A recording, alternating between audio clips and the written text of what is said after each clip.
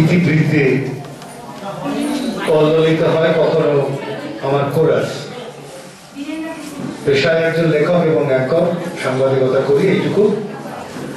আর আমার বাবার নাম হয়তো অনেকে জানেনি, জীবননিষ্ঠ লেখক বিমল ঘোষ।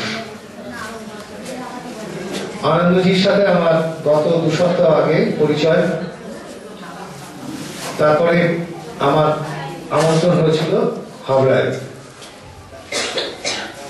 তারপর আমি আগরতলায় চলে যেতে হয়েছিল। আগরতলায় publishers and book sellers guild আয়োজিত বুক ফেয়ারের উদ্বোধনী অনুষ্ঠানে আমাকে তারা একজন সেলিব্রিটিদের মধ্যে রেখেছিলেন। রাজ্যপাল উদ্বোধক ছিলেন ত্রিপুরা গভর্নমেন্টের, এবং ওখানকার তথ্য সংস্কৃতি মন্ত্রী, মুখ্যমন্ত্রী সবাই ছিলেন।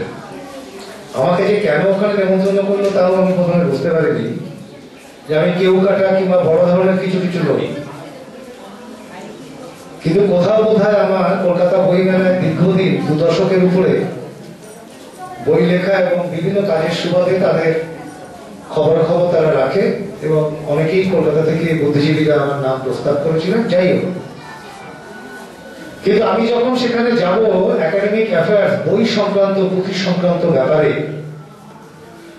একজন মানুষ হিসাবে আমার কিছু দায়বদ্ধতা